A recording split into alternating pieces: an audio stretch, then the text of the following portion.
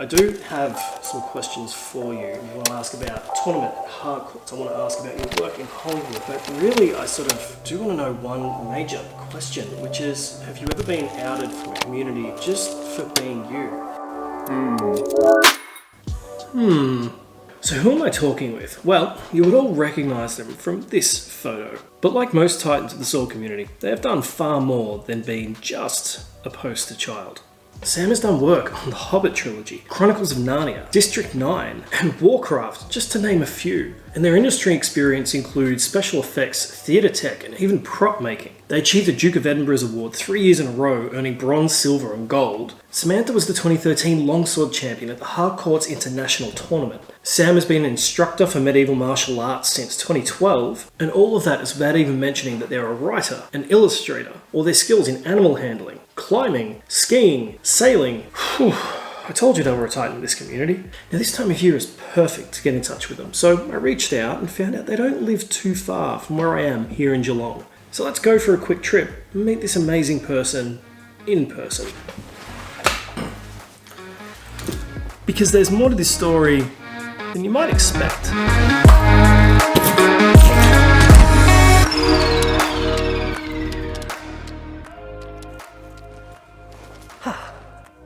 Whew. Now, Sam's journey is very similar to a lot of other people I know, with one major difference, which is they did it in the spotlight with the world watching. And to me, that deserves ultimate respect. Sam is an active advocate for the LGBTQ+ community, and before you ask, that has a lot more to do with the sword community than you might first think. Sword communities from over a generation ago seem to uphold this thought that sword fighting was this manly men's sport, and anything that diverted from the norm of that would be discarded as left of field, fringe groups, or the weirdos. Basically, they were made fun of, but about a decade ago that started to change, and women were starting to become more and more accepted into these groups. And now the pride community is going through the same struggle. People are just wanting to do what they love and be accepted for who they are, because if you just let them, they can do some amazing things.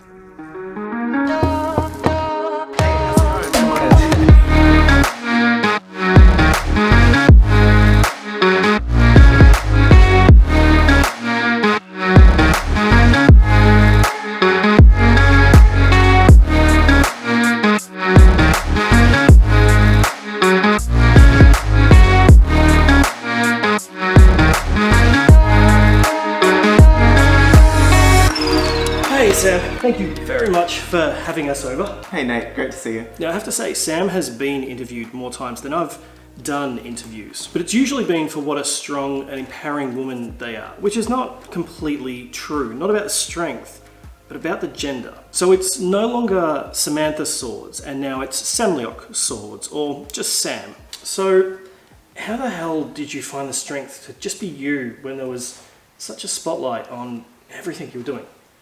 Well, it was a real spotlight for sure. Yeah. I mean, I had so many people who'd found me because of being a female role model, and I felt an immense responsibility to those people. Like, just the idea that a woman could do something amazing and in a male-dominated field, it just opened up so many possibilities for a lot of people. And at the time, I thought of myself as a woman, so, I mean, it was a genuine female achievement. But as I came to understand myself more, it became just this conflict because I wanted to be authentic with people, but I also felt like I wasn't the person that they were looking for. So it was very difficult. It was awful, actually. And I found myself becoming very distant from people that I was, supposedly leading online. It was really hard. I think I withdrew a lot from, I guess, how much I was going through and sharing that online. I did a lot of that kind of growth in private, and I had a lot of people around me, my immediate friends and support, to give me the space for that growth. But yeah, it was really, really hard. It was terrifying. I imagine it would have been. Yeah. It was 2013, around 2013, so there weren't a lot of really big, obvious female action figures at the time, which we have now, and that's great. That's great, we should have that. But I sort of felt like I got put into this kind of role that everyone was looking for something that answered what they wanted, which is, you know, a kick-ass female sword fighter. And we have so many of those now. It's wonderful. But at the time, like, that was the role that I was in, and everyone celebrated that because that's what they wanted to see. And at the time, I thought of myself as a woman, so it was genuinely a female achievement. But I also, as I grew, I felt like I had such a responsibility to those people to still be that person and fulfill that role. So it was really difficult to do that, to transition, because I had so many people looking to me as the example of, you know, a female sword fighter. And I knew that there were other female sword fighters in the community who'd done much more than me. I mean, Jessica Finley, she's a veteran, absolute veteran. There's so many more, and I've spent a lot of time promoting those women as well, because I didn't want people just to think that I was the only one that was doing that, because I wasn't. And I think that really helped me, because when it did come time for me to be like, hey, actually, I don't feel comfortable with you saying that I'm a woman, I'd already given other people to look to. I'd become a signpost for not just female achievement, but also HEMA in general. Like, you know, this is this amazing art that we're able to do now. Here's some places you can do it. And I wouldn't have had that opportunity if I hadn't been celebrated in the way that I was. So there was a responsibility there, but there was an opportunity there, and I was trying to balance the two. But yeah, it was terrifying, absolutely terrifying. And I did disappoint a few people. I had people on my Facebook just saying how let down they felt. And that was awful, because that was my worst fears, was letting people down. They were saying this old idea that why can't a woman just stay being strong, and why can't a woman just stay being, you know, a high achiever? Why does she have to transition to a guy? And it's like this really old, outdated idea. It's like, well, because I'm a dude. Like, that's why I have to transition. It doesn't take anything away from female achievement. Because, like I said, at the time, I genuinely thought of myself as female. If I had, heaven forbid, died immediately afterwards, that would be permanently a female achievement. It's just that I've continued to grow and understand myself more, and gone, oh, hey, that's not the whole story. So, yeah, and I think having the space for that, that kind of self-awareness, I think I was able to have that because I did have a lot of support in my personal life. I had people immediately around me who gave me the space to explore that. So, and I think everyone needs to be able to do that. Everyone needs to be able to make mistakes. It's such a hard thing when you are in the public eye, to be able to make mistakes, and you see it all the time with celebrities becoming very false. And I wouldn't go as far as to say that I'm that. I just say that I understand having the pressure of having to be a certain thing to people, having to always present the same way, always fulfilling what people expect of you. And it's like, well, I'm also an artist. I need the space to grow. I need the space to change. So yeah, there's an enormous amount of fear there. It would have been. I do have some questions for you. I've got a lot of questions for you. I want to ask about the tournament at Harcourt. I want to ask about your work in Hollywood on The Hobbit and a series of other things. And we'll get to those as we do. But really, I sort of do want to know one major question, which is, have you ever been outed from a community just for being you? Dramatic pause. Yeah, dramatic pause. Well, I wouldn't say I've been like outed from a club, but I would say that I've definitely received a lot of hostility for the values that I represent.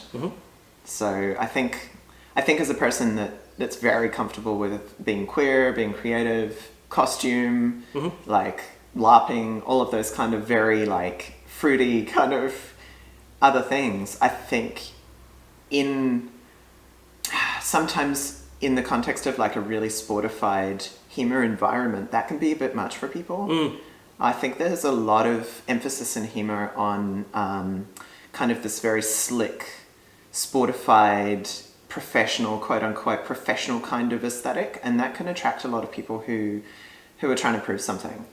And they're using that to kind of contain their own BS, and it makes them, I don't know, it makes them kind of start to categorize what does and doesn't fit that kind of aesthetic. And I think when you have someone like me who's very comfortable with expressing myself in a lot of like non-traditional, like non-restrictive kind of ways, I don't fit in that box, and that's threatening. That's really threatening. And I've certainly encountered like quite a few people who have been very hostile to me because of that. And it's not that I'm trying to provoke them. I'm very open to everybody. It's just that whatever it is about that threatens them, threatens their sense of safety or legitimacy or whatever it is. So yeah, it's very hard to engage with people when they're coming to you from a place of aggression, because it's like, well, it's not my fault that you can't feel okay with what it is that I bring to the table, you know? And I'm pretty lucky because I've been, I guess, in a kind of place of privilege for a lot of my hemo experience. Like, first of all, I was training in New Zealand, which is a really, really equal country. Like, there's a lot of acceptance there for everything. Literally everything, like gay rights, indigenous people, like it's full integration, almost full integration of a lot of things that the rest of the world's pretty far behind. New Zealand is doing so amazing on so many levels, and I wouldn't be surprised that just the acceptance in like the HEMA communities, not just the HEMA communities, but just in general, it doesn't matter what you're doing, that acceptance is there. So I imagine that would have been a great place to be for a while. Yeah, you absolutely nailed it. Like, and I think a bit of that is the fact that New Zealand is such a small country. Like, I think in small communities, you tend to appreciate people being there more because you don't have a lot of options. Like, there's a lot of crossover in New Zealand, especially in the sword scene. Like, we only have a limited population. So if people are doing H&B or people are doing the SCA or something, very often they're going to be also crossing over into, you know, HEMA environments. Whereas in larger countries, you don't see that kind of crossover because we can afford to be more specific. We can afford to run a tournament with, you know, 200 people who are just doing one special sport or a special like version of sword sports.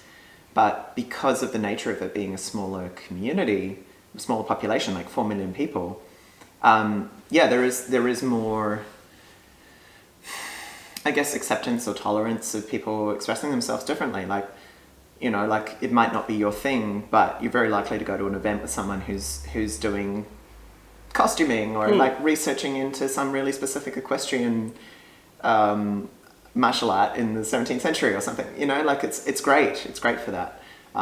Would you feel like, on the flip side of that, not to isolate any one particular place in, say, the US or Canada, but because of the bigger population centres, do you feel like those silos exist more? So when somebody who is a bit fruity, as you said, you know, comes along with a bit of vibrancy and a bit of colour, they get outed more because those silos have had those walls built up a little more? Yeah, very well said. Very well said. As I say, it's like it's the benefit and the disadvantage of being in a bigger place is you do have the ability to specialise. You do have the ability to codify what it is that you're doing. Like, HEMA is relatively young martial art in terms of how we practice it now. The way that we think of HEMA and the way that we've put those kind of boundaries or aesthetics in is, you know, like we're pretty much the third generation now of people doing that. And I think there's a lot of defensiveness about that because a lot of people practicing HEMA want to be recognized for, you know, legitimate practitioners. They want to distance themselves from supposedly, you know, less serious pursuits that the public might confuse. Like, for example, there was a time when LARPing came into the public consciousness, and the people who were LARPing kind of had sort of very low costume standards. They didn't really have a very solid like martial. It's going back quite a few years, but yes. Yeah, it is. It's going back quite a few years, and LARPing is in a very different place now. And I mean, the stuff you see out of the LARPing community is phenomenal. Phenomenal. Like, it's cosplay level stuff that's active and I know. Museum level stuff. Museum level. Like, you look at European LARPs, like those people are just doing phenomenal levels of research into their stuff.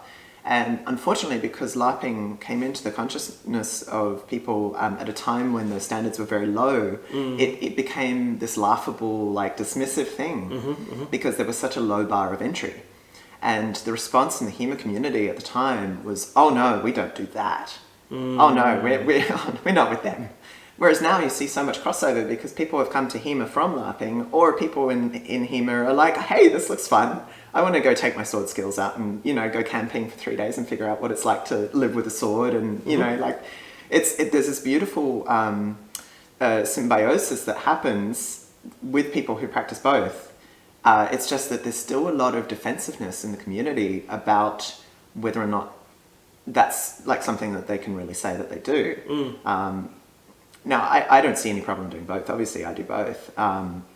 But I think a lot of those people who are not yet at that place where they realize the value of it, they're trying to protect what it is that we've built in the sport, martial arts side of HEMA. We want to be seen as legitimate. We want to go to the Olympics. We want to be recognized at the level of all these other amazing sports out there, because we've got some phenomenal athletes who are working their asses off. Excuse my language, but they're working. We've got these phenomenal athletes who are really training hard. They know their art, and they want, quite rightly, to be seen for that. So yeah, there's definitely the potential for hostility there, against anything that could be seen as, detracting from that perception. I've been in a pretty unique position because I've been able to, I guess, walk into a lot of places that perhaps wouldn't have been open to me if I hadn't had the background that I have. So, and I'm talking about, being in the film industry, being a person who's traveled quite a lot. It gives me a fairly high profile and makes me quite desirable to be invited to places. I definitely recognize that privilege. I recognize that has given me a lot of allowance that perhaps someone who might not have had that background would not have. And I don't want to say it's been always easy for me, because I've definitely met with hostility because of who I am and what I represent. But it's very hard to say if that's because I'm a trans person, because I'm a queer person, because I'm from somewhere outside of the main HEMA route. I don't know. It's very hard to measure that when you're the one that's, on the receiving end, I guess. But I also do adapt to the environments I go into. So if I perceive that I'm going to somewhere that's fairly conservative, I will tone myself down because I don't want to make people uncomfortable. And that's just kind of a thing that I do for other people. I also recognize that's not what everyone should do or should have to do. Yeah. So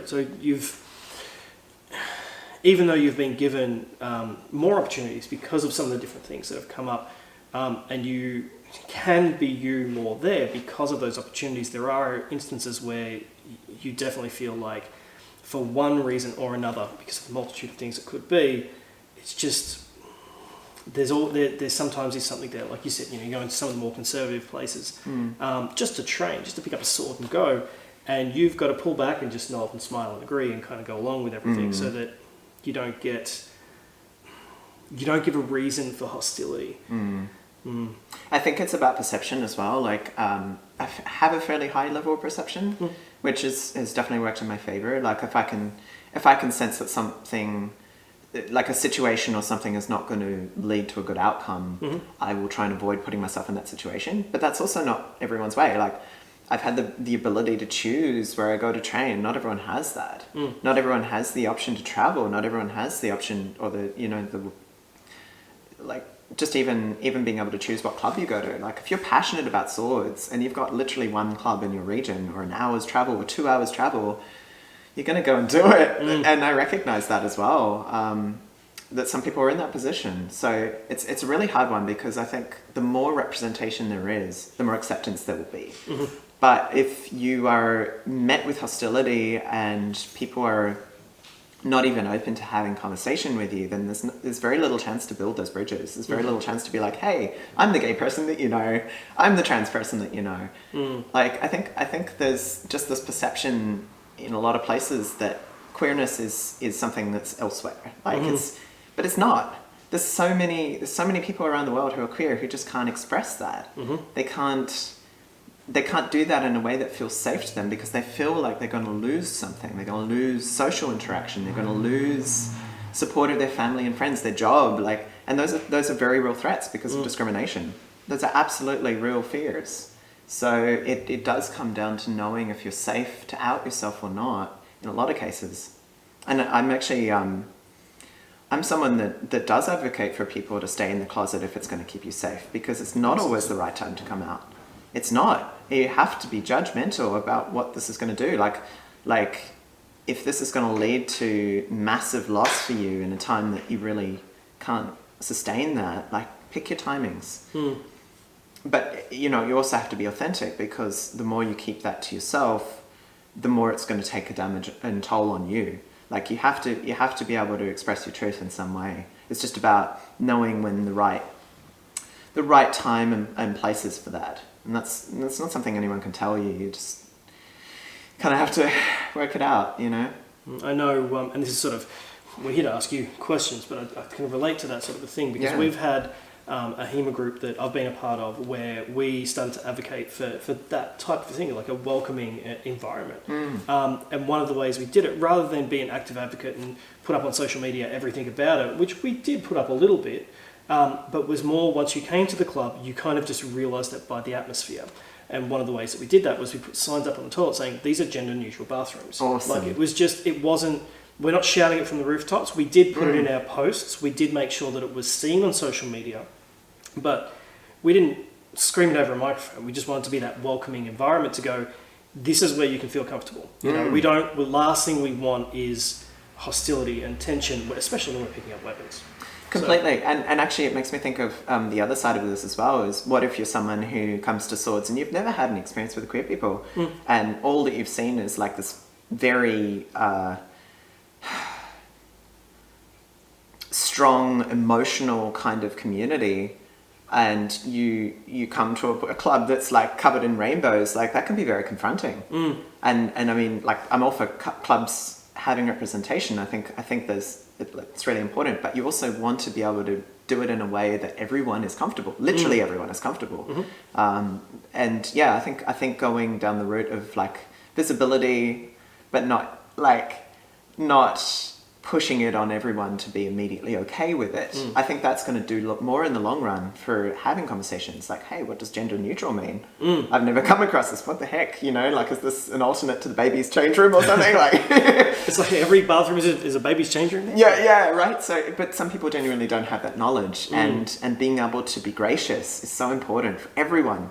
Like, I didn't know everything. I had to learn what it meant to have people who are non-binary in my life. There was a time when I was clueless, and if someone hadn't been patient with me, I never would have learned.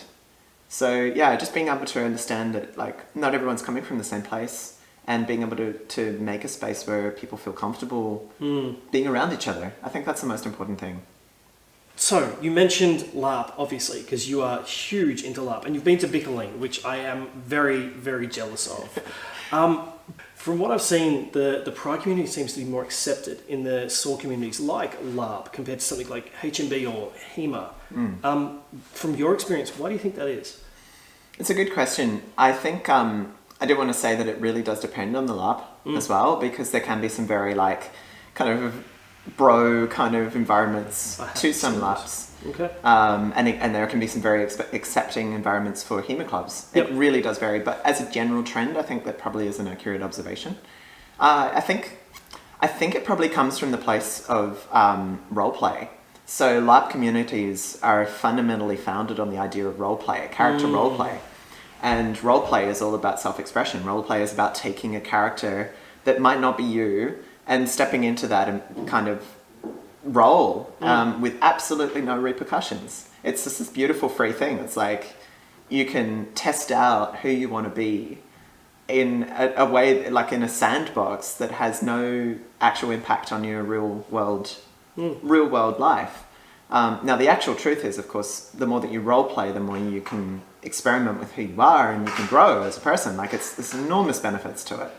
But I think because of the nature of HEMA being founded on a martial art where people are getting together to study a combat form, versus people getting together to role play as characters in a story, I think that it does inherently attract people who are going to be able to express themselves more.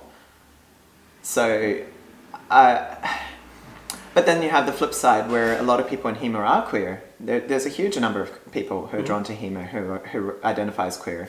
But I just think that the option to kind of share that, it's a little bit more limited because there aren't as many conversations about what character choices you've made. You know, you're getting together for a goal. You're getting together for well, they're both goals, but you're getting together for an outcome. You know, we are coming together to study Marazzo because we want to understand whether or not, you know, what he says in this particular paragraph means this. Like, there's not a lot of room there for, you know, gender expression. No. As opposed to, my character is a ocean fae and they are, you know, like you can immediately say that in a LARP environment and no one's going to blink. They'll be like, good for you, great creativity, what are you going to do with your makeup? Like, that's going to be the response to that kind of proposition. You know, like, and it's just this very different basis for community gathering. Which again, I think that having opportunities for self-expression in a safe way is going to be, I think that people being around each other in a safe way where they can be comfortable with that kind of expression, that's what makes the difference. So yeah, I mean, you see queer people in HMB, you see queer people in HEMO, in the SCA, you see other sword sports where people are, you know, able to identify as queer, but it does take them a lot longer to get to that point where they're like, this is who I am, everyone should know it. And also I found that some clubs can definitely, at least from the environment that I see, like you, just as an observer looking at that HMB group, not necessarily any of the ones that I know, just some of the ones that I've seen, they have this aura about them of manly men's sports, you know, that's it. Like, don't get me wrong, there are women inside those sports. Absolutely. But they are tough, manly men, women sort of thing. And, you know, you wouldn't expect it to be an emotionally expressive community. Yeah. So I think what you've said right there really does nail it. I think there's this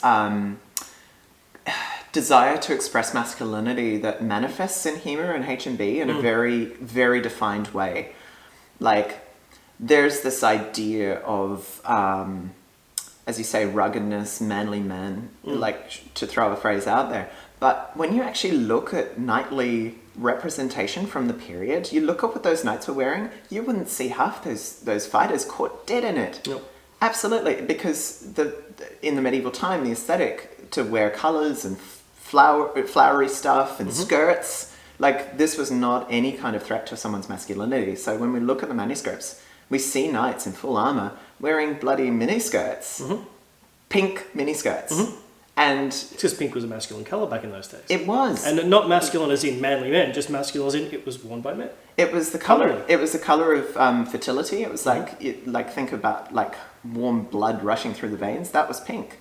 And so for depictions of medieval times, for men to be wearing very colourful, over the top stuff, that was an expression of their maleness.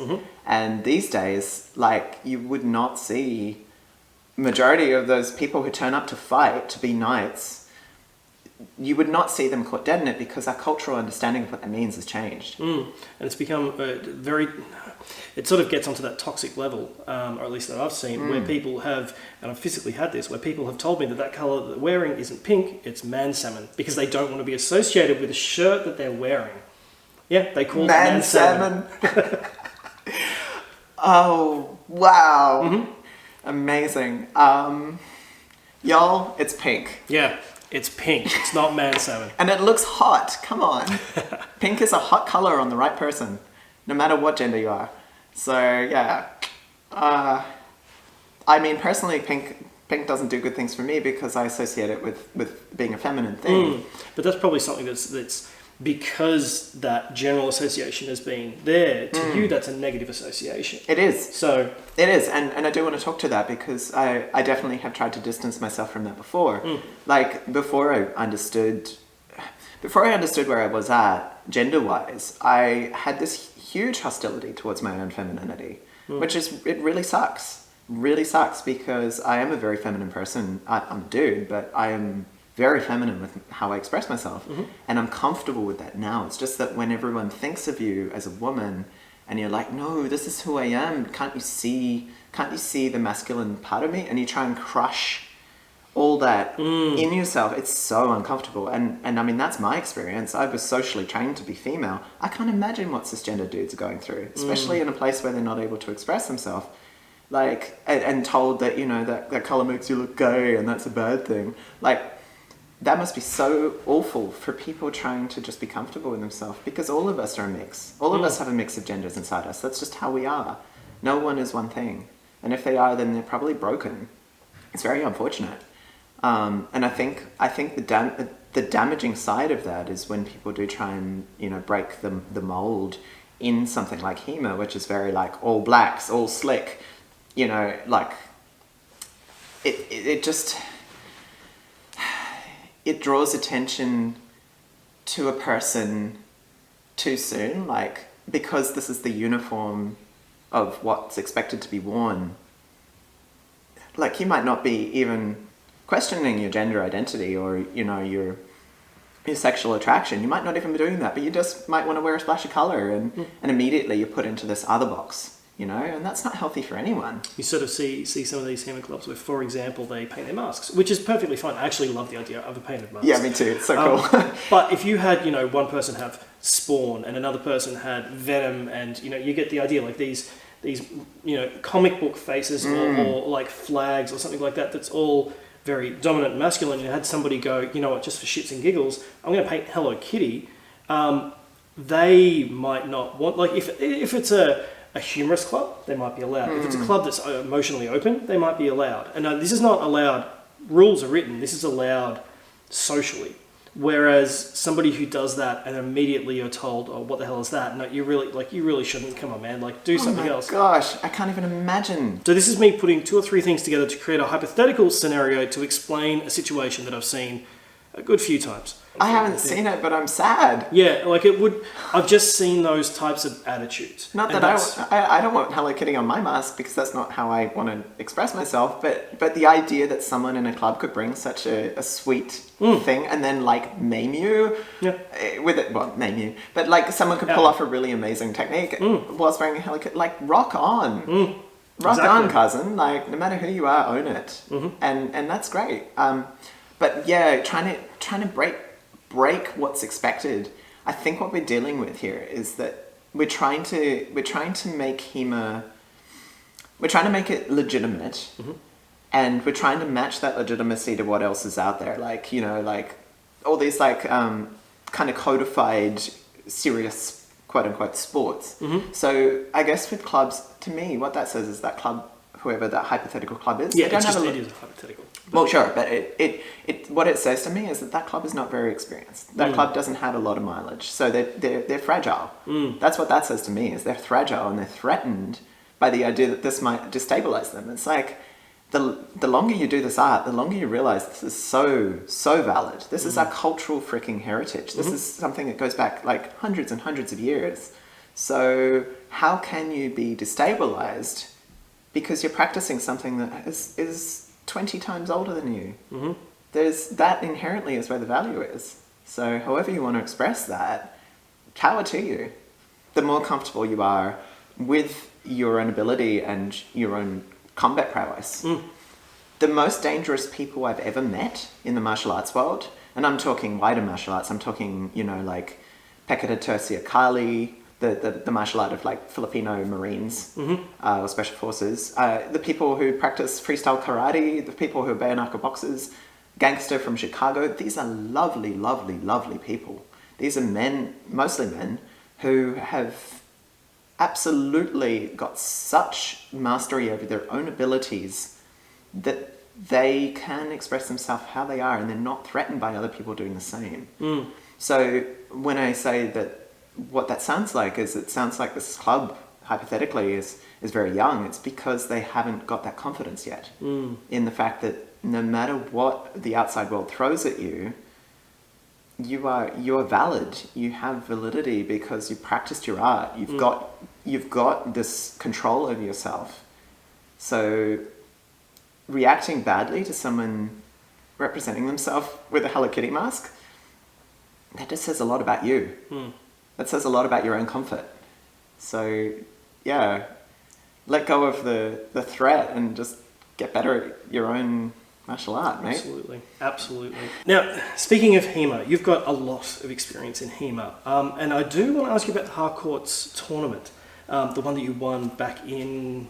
2013. 2013, the one that sent that photo of you around the internet and basically sort of started you on your journey of people throwing cameras in front of your face and interviewing you for the day. But there's a lot of misconceptions around that photo and around that tournament. Just for everybody here, do you want to help sort of clear a few of those up? Gladly. So, so the Harcourt Park Invitational Jousting Tournament, it's every 2 years in New Zealand, it's a jousting event organised by Callum Forbes, who is a total veteran of the Western martial arts community. He also is very, very high up in the Hapkido world. He pretty much is the central point for medieval activities in Wellington. And he's been running a very excellent event, like international standards. It's an international jousting tournament. And it's invitational in the sense that the people who come have to apply. So they have to be jousters of a certain caliber. It has to be pre-organised, and I mean, logistically, horses and everything need to be organised ahead of time. But it is also conducted as an international event in that there's like 7 different countries competing. Big deal in a small country, small, city. As part of that event, he runs other competitions within it. So because he practices Western martial arts, there's a Western martial arts component, and that's what it's called in New Zealand. HEMA is a relatively newer term. WMA is a little bit older. Yeah. It's a lot older, yeah. And before that, according to Guy Windsor, it's historical fencing, but or historical swordsmanship. And I use all three, honestly. But in New Zealand, so every 2 years, I'll just say every year that the event happened, it was also including a HEMA component. Callum Forbes has been running this event for quite a long time. It's really, really high standards. It's excellent. The year before that I competed, I did compete in that one as well, but I didn't place. It was a huge event. It was like 80 people or something in one category. It was a big deal, big turnout. But unfortunately, there were 2 accidents that happened where one fighter got clocked on the back of the head, got a concussion, went to hospital. The other fighter, when he was grappled, he fell badly and he dislocated his shoulder. So there were 2 injuries that happened in the same event that didn't end up finishing. Like, they actually cut the tournament because it didn't look good. No, that's immediately bad PR, 2 in a row, basically. Yeah, totally. And it was a really safe event, so it was very unfortunate that this happened. Just total two accidents that coincided in the same period.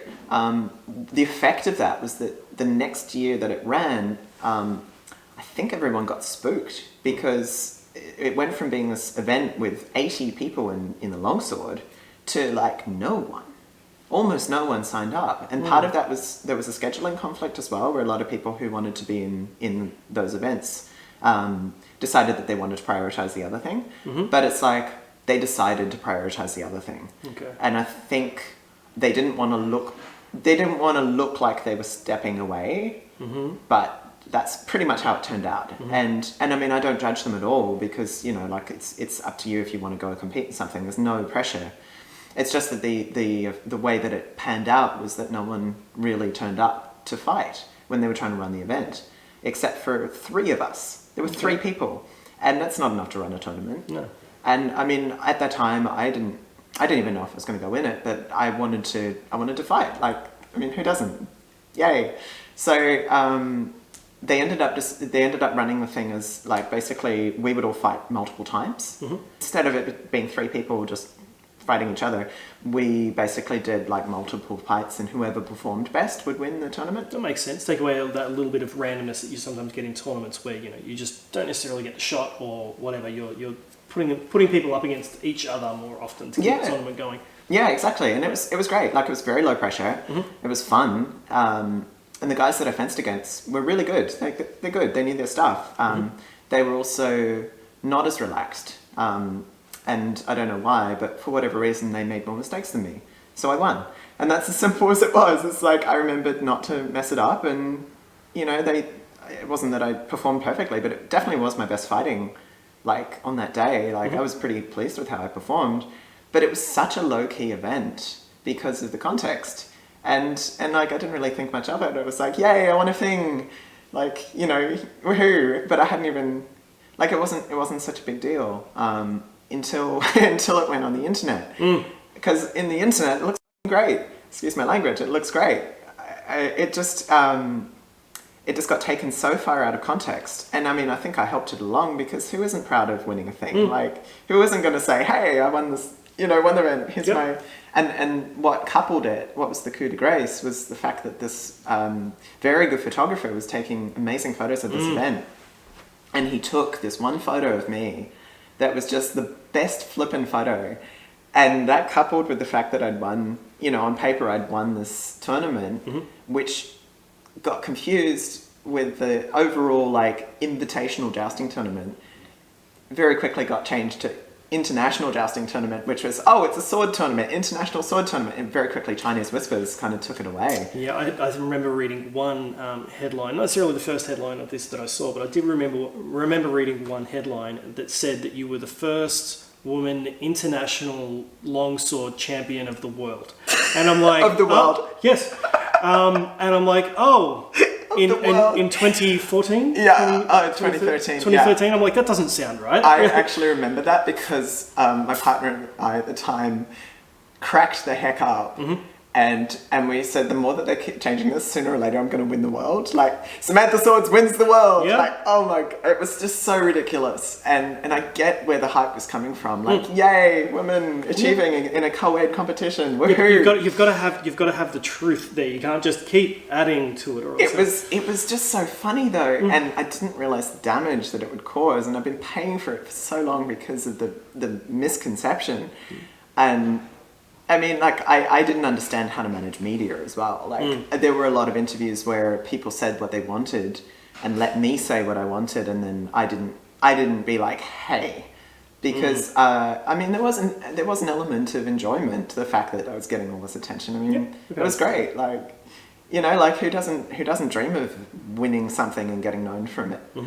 But I also knew that people were making it more than what it was. So when I did get blown up into this place of celebrity, probably the first thing I did was like, hey, look at all this other stuff that I do, look at all those other people. And I used that platform to be a signpost, which was so important and good, because when it all did come out, the facts of the tournament, and, you know, there were 3 people, it's like, well, you know, like, the responsibility's gone now. I don't have to pretend to be this thing that, you know, you all can decide whether or not I'm with you following me. You can decide because you've got the facts. And I'll be honest, like, a lot of the reason why I kept those facts concealed was I didn't want to bring shame on those people that ran the tournament. I didn't want to bring shame on Callum Forbes because he runs an excellent event. I don't want to be like, oh, hey, there was an injury. There were 2 injuries. Totally not his fault. The event is very responsibly managed. I didn't want to bring shame on the fighters in New Zealand who'd chosen for whatever reason not to compete the year that I went in it.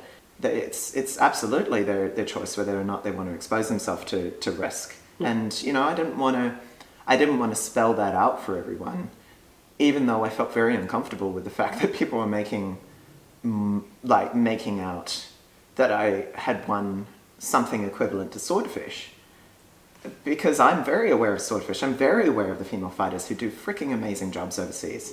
And like, it's just that the story made itself in a really, like, satisfying way, and it became this, like, massive legend. And it got as happens on the internet, it got shared, from what I could tell, without permissions. Like, I would be reading one article where they would cite another article where that would cite another one. And it was sort of, I imagine there were some of those that I read, because I read a few of them, you know, as you do, you know, these things. But I read a few of them that I sort of went, I don't think any of these people have actually interviewed you. They just, you know, it's International Women's Day, which is great, you know, celebrate everything. But it's International Women's Day, we need to run a story, this will do. Okay. Yeah.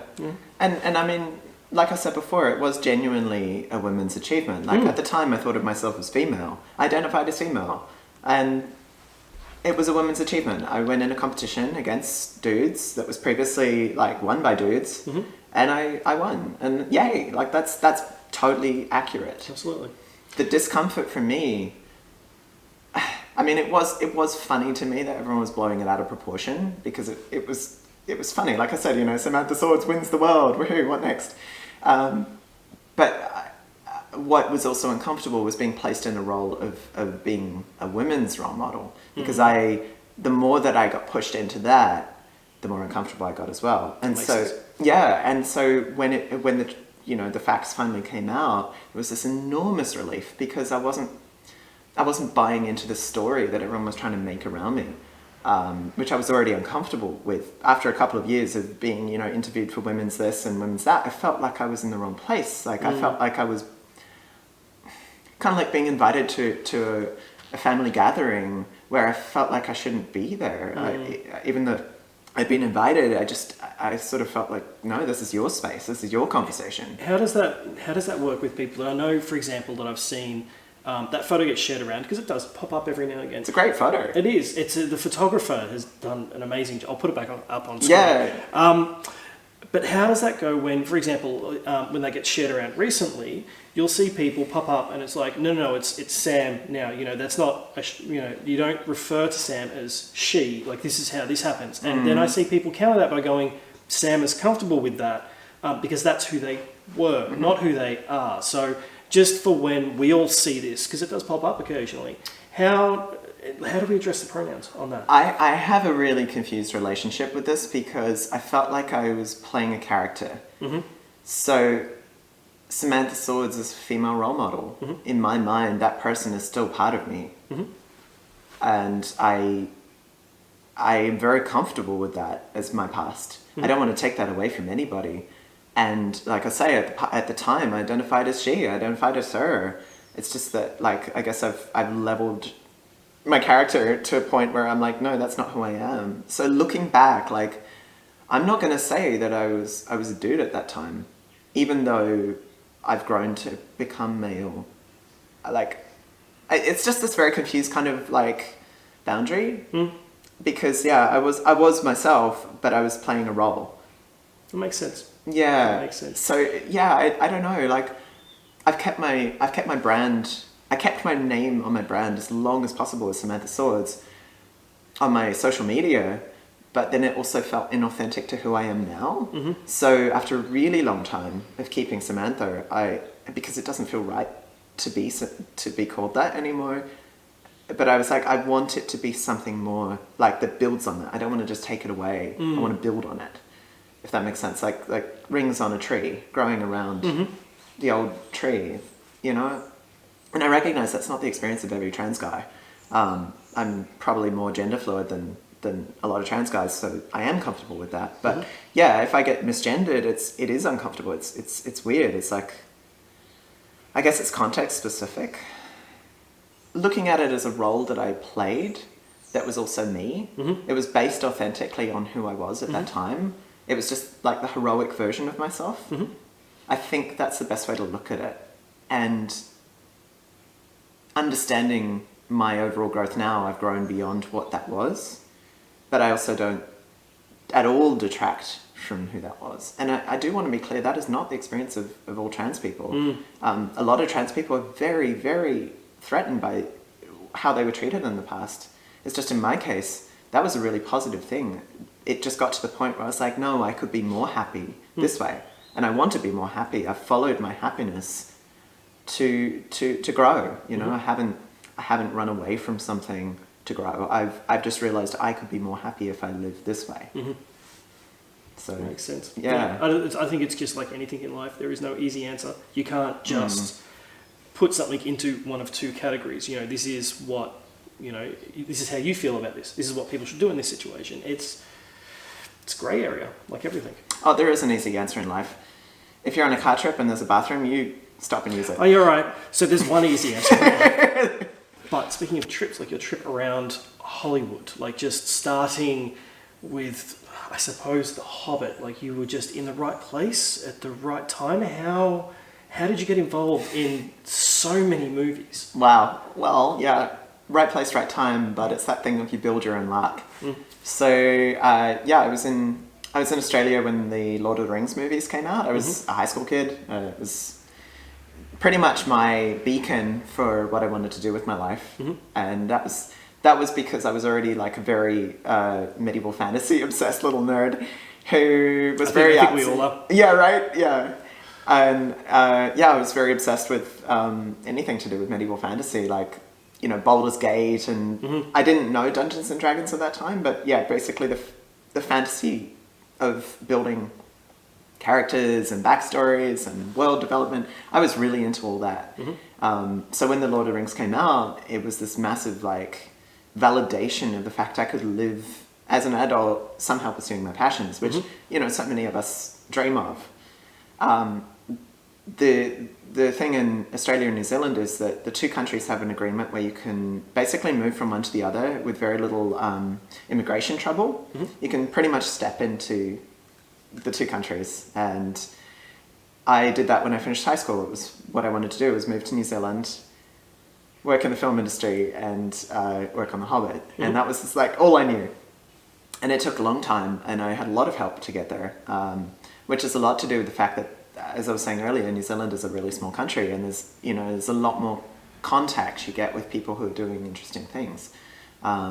So for me, it was being able to get an opportunity at Weta Workshop, which is the design and manufacturing studio for a lot of films, including The Hobbit, and getting people who were on my side who encouraged me to keep trying, keep turning up, just keep turning up, keep trying.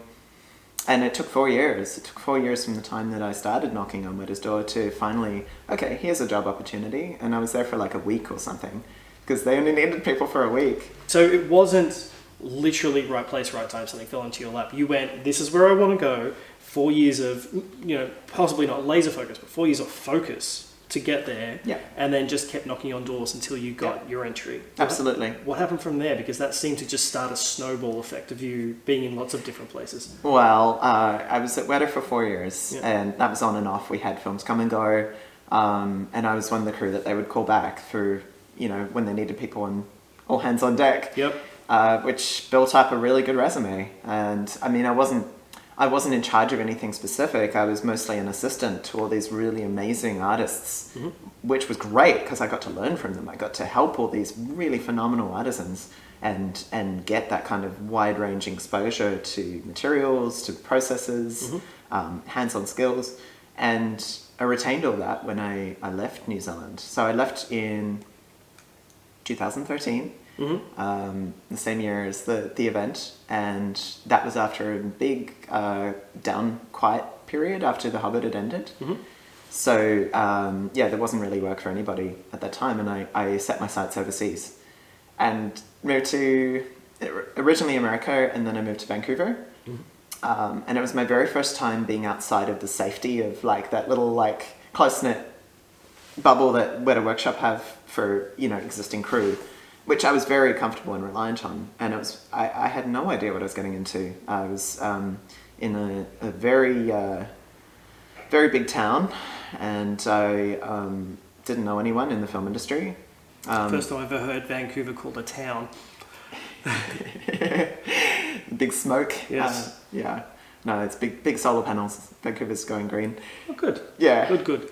Yeah. No, so I was in a new place without contacts, and actually it was through this old community. I think it was the brother or cousin of somebody that was at one of the sword schools in Vancouver had an opening, or knew of an opening in a shop that was doing sculpting, scenic sculpting for some films, and they got me a job there. And then the guy that I worked for gave me a recommendation to one of his sculpting head of department colleagues, and that was on Warcraft.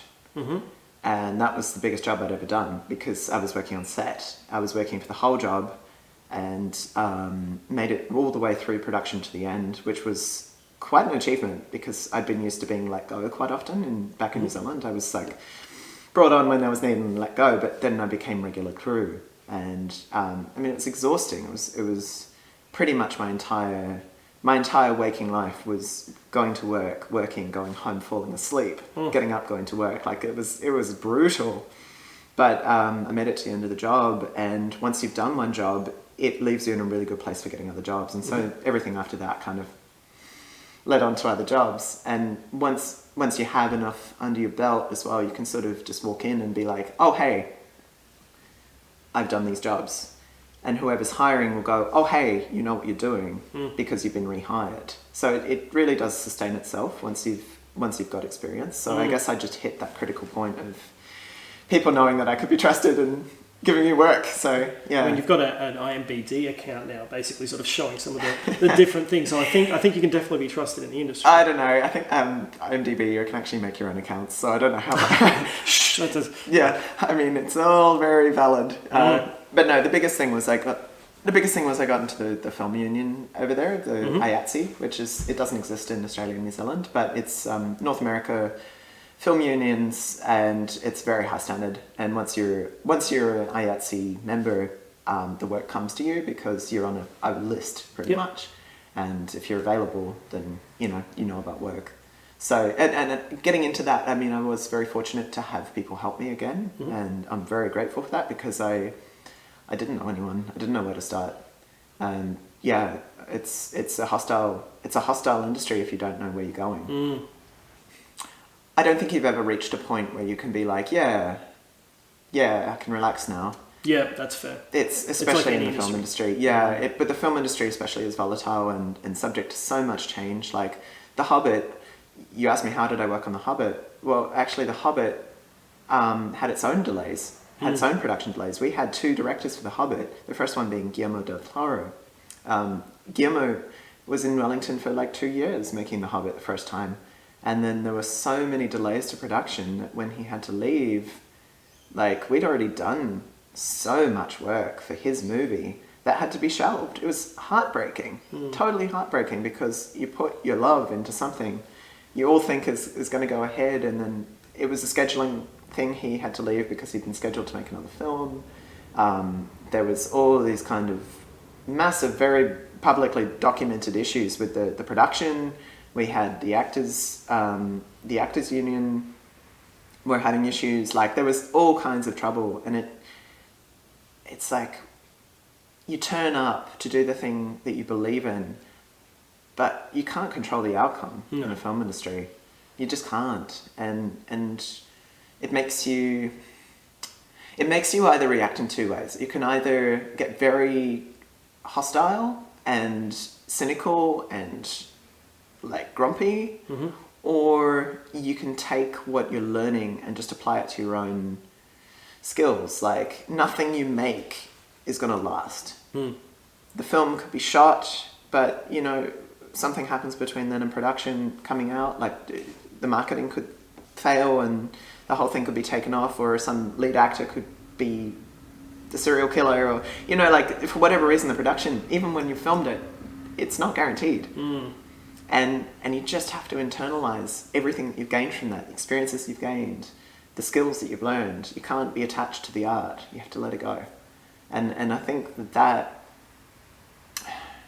probably the greatest lesson of all. It's like you never reach some kind of finish point, because the goal is to build yourself. The goal is to grow and learn through these experiences and work with people around you in the most optimal way. That's what the goal is. The goal is the journey itself, not a journey to get to a goal. Yeah, and if you do reach a goal, it's some kind of miracle and all the stars have aligned. Like in the film industry, every film that you see come out, there's at least 4 that haven't. Like that's just how it is. And people in the industry, it can make you someone. It can make you someone that you weren't before you went in. So I did change. I was this very bright-eyed, joyful, fan kid, and working in the realities of the environment definitely changed me because I understood how much creativity is like industrialized almost. Okay. So you have all these really amazing creative people getting together to make a film, but the only way you can make a film is pretty much through sweat and blood and hard work and everything. And those two going together, it's hard because, you know, you're making creative babies all the time, but that baby might need to like be cut and, you know, never seen again. Do it again. Exactly. Do it better. Yeah. So how do you continue to make something authentically and with passion and creativity and the best of your skill if you know that that's going to happen to it? Like, you got to reach a certain philosophy to be okay with that. And I think that's why a lot of people do get jaded. But I'd like to say I'm not jaded. I'm more realistic now. And that's true. Speaking about like creativity, I actually do want to talk about some of your more artistic ventures as well. I do want to talk about your merch, and not for the fact of advertising it, which we will put the links down below. But it's not for the sake of advertising it. It's for the sake of when I've seen those t-shirts around. They're the t-shirts that start those conversations, talking about pride in the HEMA community. Like Swords Don't Discriminate is like my absolute favorite. So tell me about the merch. Like, have you ever come across it randomly in your travels, or just tell me about the inspiration? I actually really love that design, the Swords Don't Discriminate. So yeah, I feel like swords are for everyone, and like that's ultimately the message of equality and accessibility. Like, it doesn't matter your ability level, you should be allowed to train and study and practice. So when I created this Pride merch, it almost like became this kind of monster, and suddenly my shop was like a Pride brand, and I mean, that's great. I love it. I do have other stuff I want to do with my designs. Like I'm designing a chivalry line right now. I'm doing more stuff for Pride this year, which focuses on trans equality and trans rights, because I feel like there's been a huge attack on trans freedoms, especially in the US, in the last 4 months. There's been a lot of pushback. Like, people are trying to come out and just be who they are. And this is just generally, not necessarily in the soil communities, but hence the video. But there has been a lot of pushback from people just trying to be accepted. So yeah, I get it. Yeah, so I feel like having shirts and having apparel that shares what you value is, as you say, a great conversation starter. It's powerful. And also for me as a designer and an illustrator, I love that people want to put my designs on their body. Like, the equivalent would be like being a tattoo artist or a body artist, but this is something that, you know, people can change. They can change what they say with their body and with their clothing. The other side of it is some people don't know how to dress in a way that feels good and looks good. So when I get feedback from people who get my designs and they're like, hey, I actually felt really good wearing this, I feel so happy, because I understand the challenge of dressing. I understand the challenge of looking and feeling good in your body in the way that you want to come across to people. I mean, heck, I'm a trans person. I'm trying to present myself a certain way so that people perceive something about me. I absolutely get it. But, you know, it could be anything. It could be, you know, you could just be uncomfortable wearing a certain style of shirt. But if that shirt brings out something in you that you're proud of, it's going to make you stand taller. It's going to make you more confident and more attractive. And I love being a designer for that reason, because I get to help people find that. So, yeah, it's great. I love that. That's definitely something that I think I wouldn't have done if people hadn't asked me to put that out there. But now that I've put it out there, and so many people have told me what it means to them, like it's wonderful. It feels like a great like service that I'm doing for people. Like I said, it's a great conversation starter. And I'm gonna have to get one now. You guys can quote me on that, because I've been meaning to get one for years, and I have been meaning to get the Swords Don't Discriminate t-shirt. So I know I said that before, but I will grab one now, and I'm going to be on camera saying that. Something that I have noticed, though, is you're always beaming with positivity. Like, every time I see you, say, suppressed smile. Every time I see you, you're always smiling. And to be honest, that does worry me a bit, because I know a lot of people who do that, they sort of, sometimes, this is not saying this is you, but I notice a lot of the time people who do that, they do put on a bit of a mask so that people don't ask those sort of questions. But with the weight of the world, both in the regards of the spotlight, in regards of just trying to be who you are and getting pushback and feedback and from that, there's got to be weights on that. So more, not necessarily to deep dive into your emotional responses here, but just for everybody else who might be going through similar things, what are some of your coping mechanisms when you can't, like, that doesn't work so well? You can't just smile and be like, hey, it's all okay, because it's not. It's so sweet that you think I'm coping.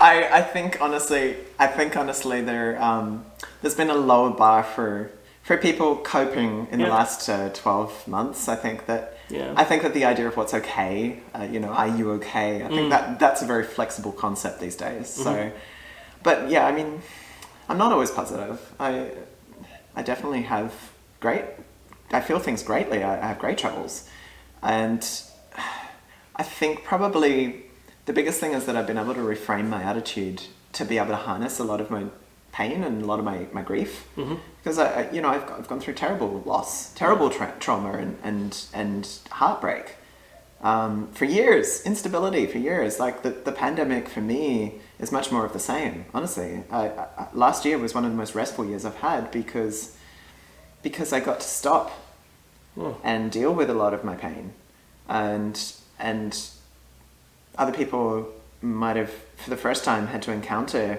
great losses. But I guess, had a head start on that. And I am very open about the fact that I deal with great trauma and grief. I've got an Instagram where I share a lot of poems and artistic insight and things like that, which is half for me and half for the people that follow me, because I really want to be able to convert pain into something useful. And I think the biggest difference between me doing that and a lot of people doing that on social media is that I wait until I've found a conclusion that I can share, something that I can build on and grow. And I use it for myself. I look back on my past posts where I've come to a conclusion and I've come to a resolution on something that's been very, very painful for me. And I will use that to help myself. So yeah, it's a bit for both. I think that there's an idea as well of, for me, of what's behind the scenes and what's on stage, because I have a theatrical background. Like, I know things go into production that shouldn't be seen by an audience until it's ready to be presented. So I come to my people with something ready to be presented. I will wait until I have something like, I'll be honest about this amount of pain, but I've gotten to a point where I can give it to you in the context of this is not the end of the world. Part of that is using attitude of growth, using the attitude of accepting what's happened to me as my responsibility. I try not to blame other people, even if something happens to me that is very obviously someone else's fault. I can still control how I respond to it. And that's not to say that I'm perfect with it. I definitely make mistakes. I mean, all of us do. But the accountability that I have comes from a place of optimism and wanting to do something useful with all that grief and that pain and trauma and loss and anger and all those very real feelings that everyone feels. It's hard. It's hard. It's the reason why a lot of people don't do it, especially in the public spotlight. It's so confronting. And being able to say that you're wrong about something and being able to change yourself genuinely because you are genuinely sorry, like, that's hard work. That's such hard work. So yeah, I just, I suppose it's a process of gratitude. It's being grateful for what you still have after you've lost so many things that are valuable to you. Learning sort of what to focus on, how to distill it, and then how to present it. Not necessarily on Instagram, but just in general, how to present it to people afterwards. But it's that focus and distilling sort of thing that helps you. Yeah, completely. And also, I think I've had some very good role models on how to frame things, like being able to listen to the words that come from you, whether written or spoken, or even just your own thoughts, being able to recognize when those are perpetuating harmful patterns, being able to actually just like stop and assess your own language and be like, oh, am I making myself sick with this? Am I keeping myself in negativity with this? Just being able to be accountable and not buckle down on your own, double down on your own junk. Yeah. I know the feeling, like not necessarily from the same points of view, but I know the feeling. Like we've all had to deal with our own sort of certain things, but nobody that I know of has had the same level of spotlight as what you have. So that's why I was just sort of really wondering how you did it. Honestly, I do disappear from time to time, and I make no schedule for myself of my commitments to people in the public sphere, unless it's like a prearranged, event or something. But in terms of my regular turning up on Instagram or Facebook or on Twitter or Tumblr or Patreon, like, I am very much beholden to myself first. Yep. Because if I'm not ready, I don't want to say anything. I don't want to say anything if I'm not ready to say it, because I don't want to perpetuate something that could cause pain to somebody else. I want to be able to present it in a way that's safe for them. It's almost like if you're running a high risk activity or something. Like, you don't want to present it until you know that the people that are going to interact with it are going to be okay as well. You don't want to put cotton wool around it. You want to keep it real. You don't want to censor it. But you also want to give people the ability to engage with it in a way that's safe for them. So that's what I do, I think. And it's there's no one thing I do. There's no timing. Like, I'll just try and reach a point where I've got something useful to give people when I do say it or share it. And yeah, it's not the usual model. It's not. It's definitely not going to get me, like, the algorithm's approval or something, like, whatever. But if it's what works, I mean, like I said, it's especially interesting to see how people react with these sort of things when you've got all of these pressures. The spotlight being one of them, but it's it's good that you sort of went.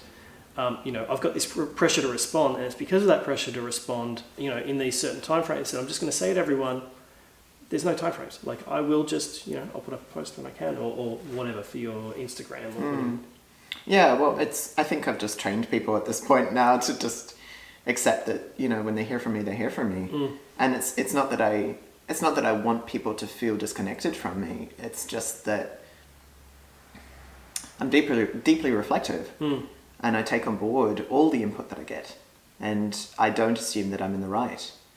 I always listen. Even if I am in the right, I always still want to hear where someone's coming from, because I'm engaging with them in the world.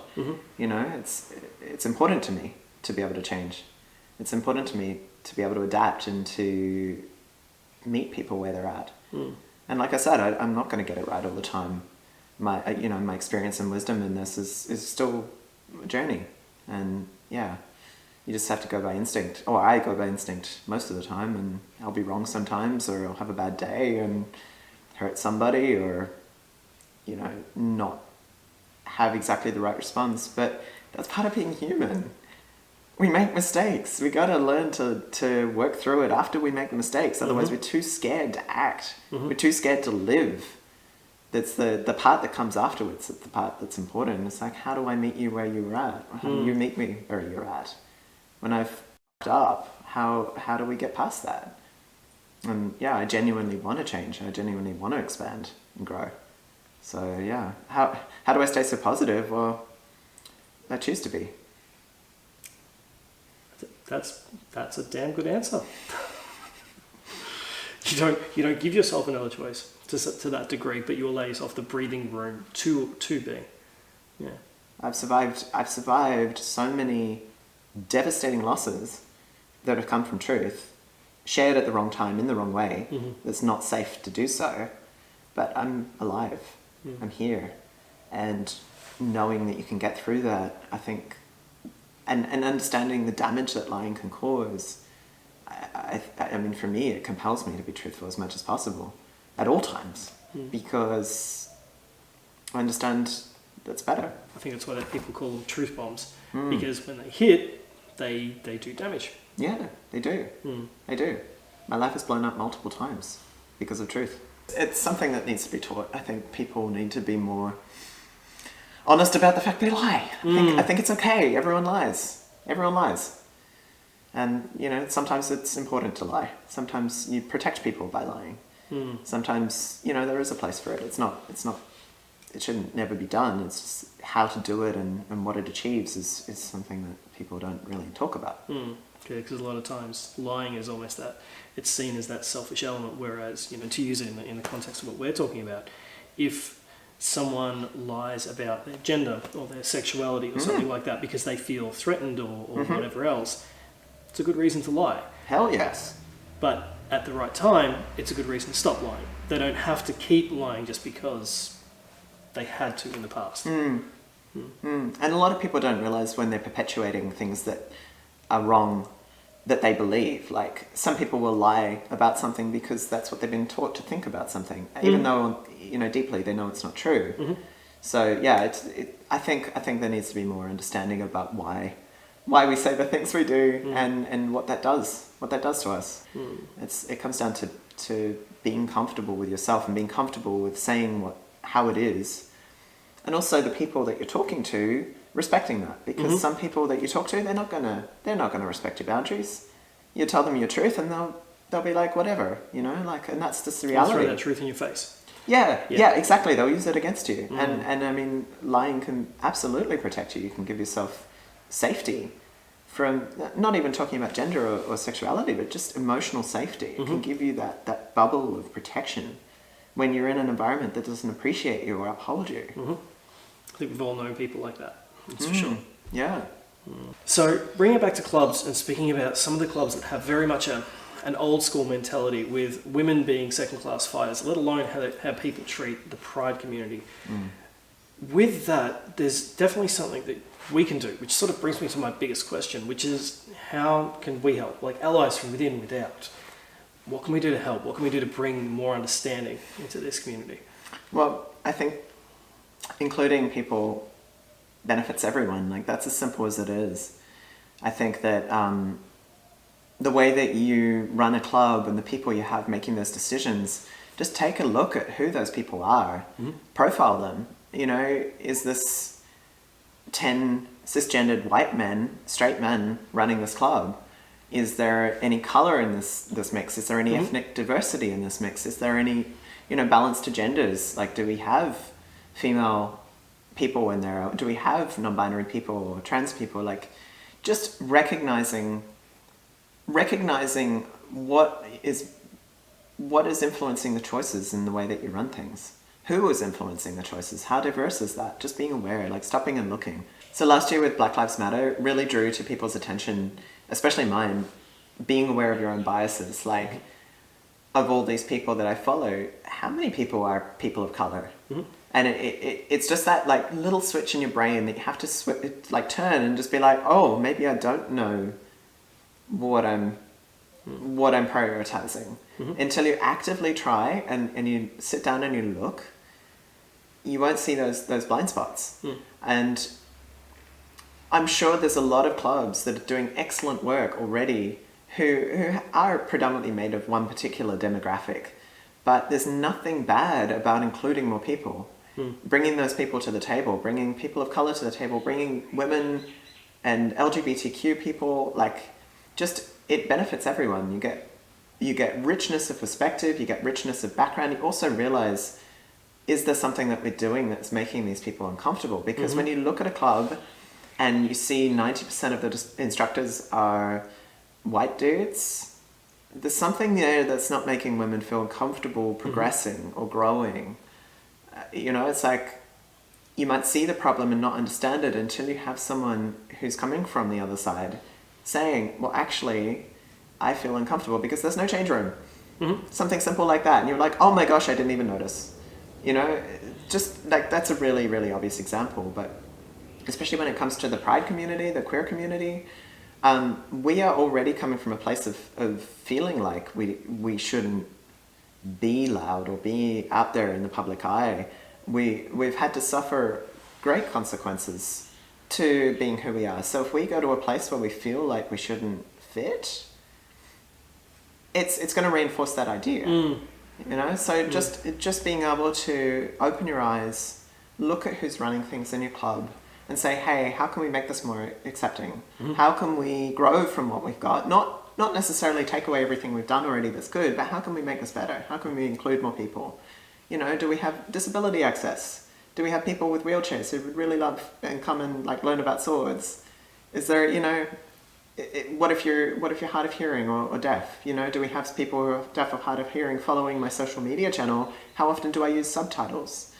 Like, it's those little things. So until you start considering those people that might not look like you or sound like you or think like you, we won't grow to the point that we could grow.